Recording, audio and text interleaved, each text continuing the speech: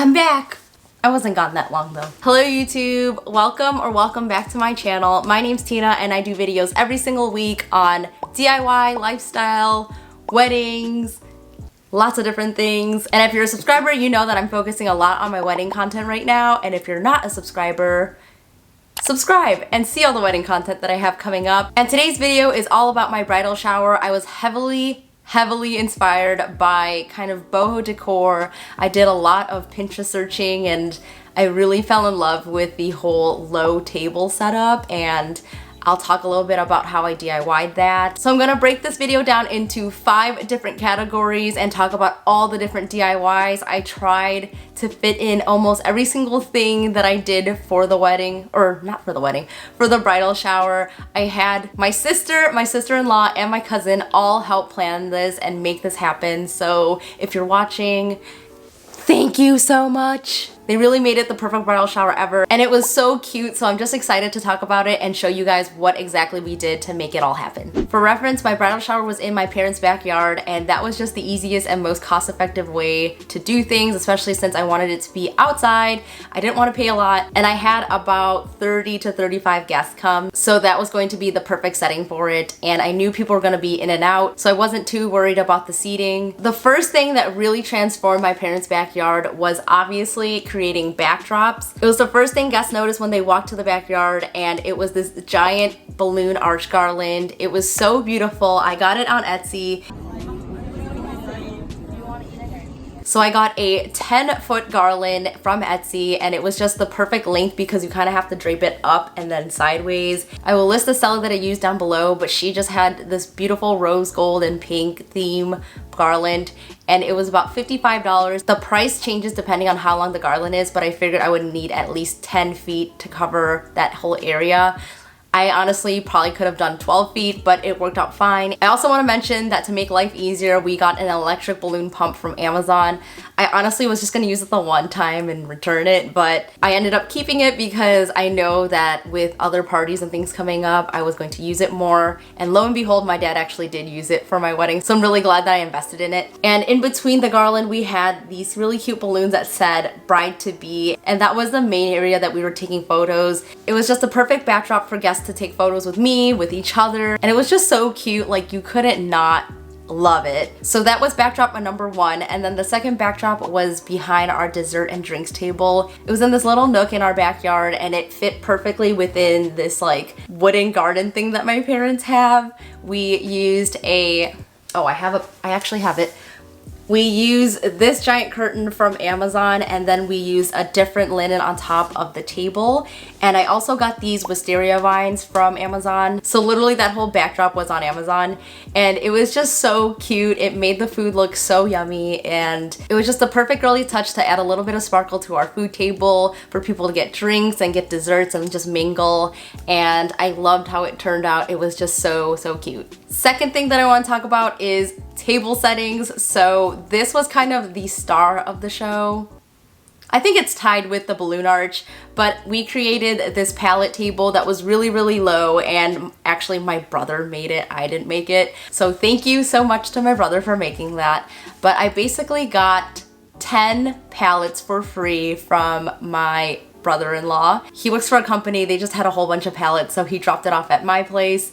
And if you are looking for free pallets to do this same exact project, I don't want to suggest that you steal them, but if they're free, go right ahead. But I've seen them definitely in the back of warehouses and loading docks and stuff like that, so just keep your eyes out. I ended up using 9, and we basically got some extra wood to put on top to make sure that it was all flat and that there were no spaces in between each one of the wooden planks. And I went to Home Depot. I got a giant piece of plywood, and I had them cut it all down, so it was a lot easier for us to just go home, sand it, and nail it.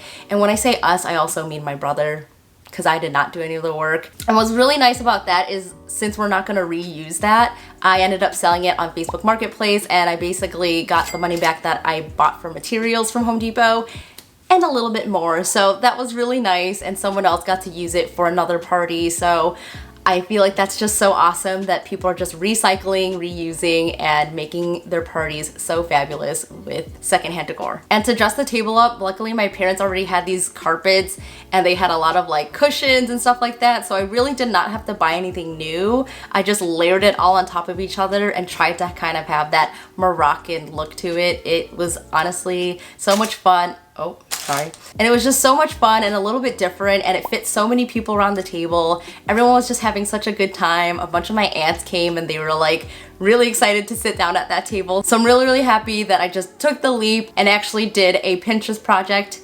And I know that you could do the same thing too if you're looking for a boho table. Go with free pallets and go with plywood. Third thing that I DIY'd was obviously my flowers. I mentioned in a previous video about my flower centerpieces that I really took this opportunity to learn and practice my flower design skills. So I made a bigger one for my centerpiece of that boho table, and then I made a couple little arrangements onto my dessert and drink table, and they were just the cutest ever. But what was nice was that my birthday was actually that same week, so I got a beautiful bouquet, and instead of just letting it sit at my house, I repurposed the bouquet and put it at my bridal shower so more people can appreciate how beautiful it was. And along with those flowers, I picked up some flowers from Trader Joe's, and they had these beautiful peonies. Peonies are so beautiful, especially in spring and summer, and they were just like so perfect. I wish I could find peonies like that right now, but obviously have to wait a couple more months. But yeah, they just made me so happy, and I'm so glad that I did that because it really did help me build up my skill to make flowers for my wedding. Next category of things I want to talk about are food items, and a lot of the things that I made for my food items were the signs. And I know I talked about these signs in a previous video, but I made a bunch of other signs for my bridal shower that weren't so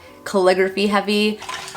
And the first one was this cute one that I made for our menu, and as you can see on here, I just made this on Canva. I listed out exactly what every single item was, so like people weren't confused about what was in front of them. Especially since I had Greek food catered, I wanted everyone to know exactly what was in each item of food. So I had the name of the food as well as a little bit of a description, and then I obviously added our hashtag. I put that everywhere and people were using it. I feel like this is a forgotten detail that people do, but if you're spending so much time coming up with a cute hashtag, make sure you put it everywhere so more of your guests use it. So obviously had to have happily, my last name, ever Mactor, my husband's last name, Mac.